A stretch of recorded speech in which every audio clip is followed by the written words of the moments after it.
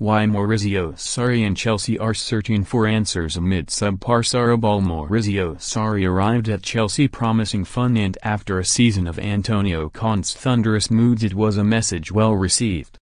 Eden Hazard perked up immediately as the campaign opened with an unbeaten run of 18 games in all competitions, and there was even a time, albeit brief, when it seemed he might solve the Alvaro Morata puzzle.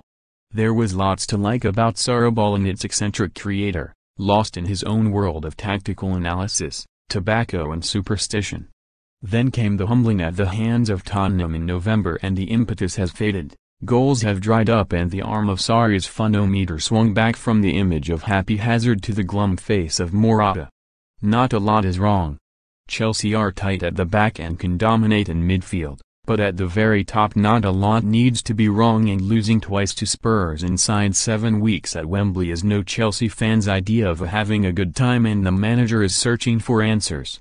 This time last year Conte, the manager who ostracized Diego Costa, was in a flap about signing a centre-forward, having quickly decided Morata, the £68 million record signing, was not the answer.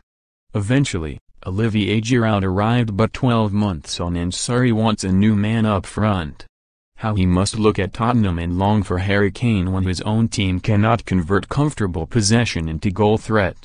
Hazard through the center denies Chelsea their best player, Hazard the wide attacker, who can score and create from the spaces he finds on the left. Willian and Pedro, even when fit and fresh, cannot do what Hazard does in the wide areas. Callum Hudson-Odoi has caught the eye, but what's the point of an old-fashioned winger whipping crosses into the box if there's no one with a goal-scorer's instinct on the end?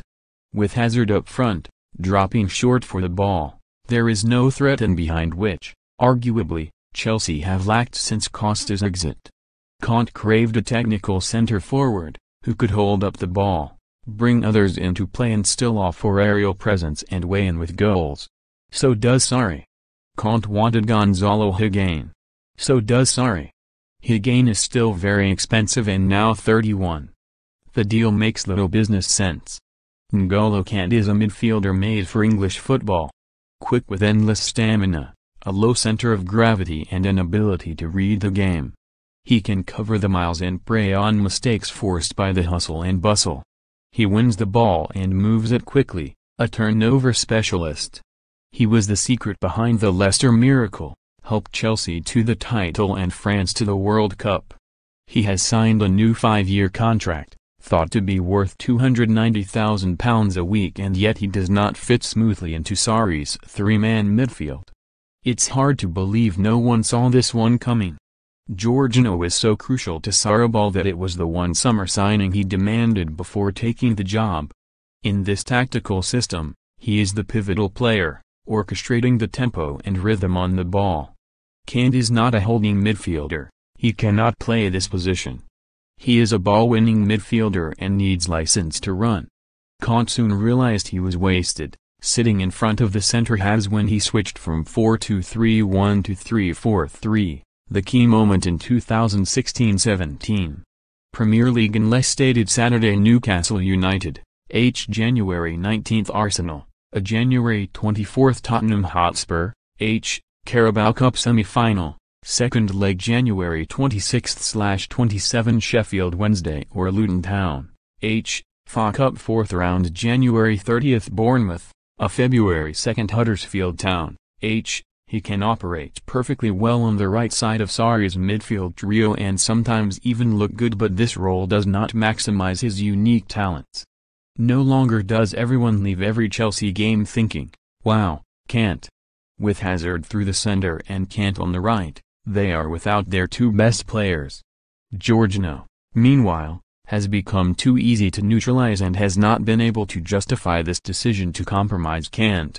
To get the best from Kante, the manager would have to abandon the system to which he is wed. If Chelsea truly believed in Sarriball, they would have sold him in the summer to Paris Saint-Germain and used the millions to buy players who fit the system.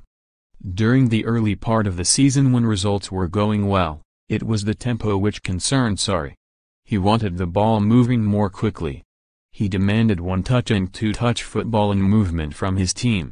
Chelsea have high-quality players. They soon picked it up. But opponents have reacted to combat the threat. They sit back, congest key areas, crowd Sarri's team and then try to damage them on the counter-attack. Leicester and Wolves, quick on the break, beat them. Tottenham's penalty at Wembley came from a long ball over the top. Losing Pedro to injury didn't help. Pedro is fast and direct and his powers may be fading, but he still offers Sarri something his other strikers don't. Also, Chelsea do not have the speed at full-back when others do. Cesar Azpilicueta was ideal for Conte's back three. Marcos Alonso, a terrific wing-back. Neither fit quite so perfectly into Sarri's plans.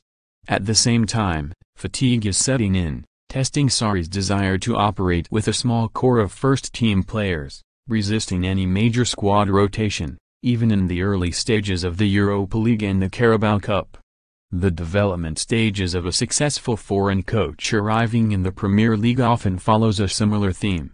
They will arrive and demand more running and intensity, then realize all this high-intensity running around in the world's most competitive league and its demanding fixtures is tiring, and then complain about the grueling schedule and demand more players. Perhaps most noticeable in the goalless draw against Southampton when Ralph Hasenhüttl came to Stamford Bridge with a plan to bore Chelsea into submission. Sarri's team had 72% of possession and 17 shots but only 6 on target. The numbers were similar as Spurs in the Carabao Cup. Only Hazard's individuality lifted Chelsea above the ordinary at Watford on Boxing Day. As more teams, especially those unwilling to go toe-to-toe at football, adopted this tactical plan, scoring has become a problem for Chelsea. Sarri said he was satisfied up to the last 20 meters of the pitch against Saints, but the last 20 meters is the important bit.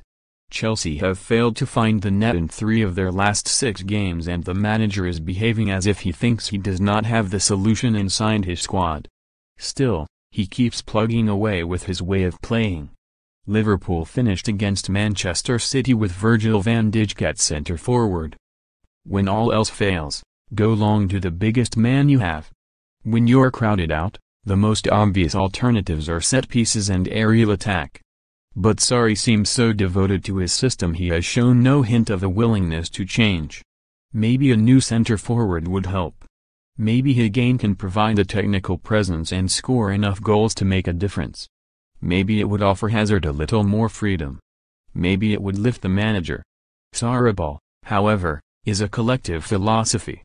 Maybe it will need more than a new centre-forward before it is remodeled successfully for the Premier League.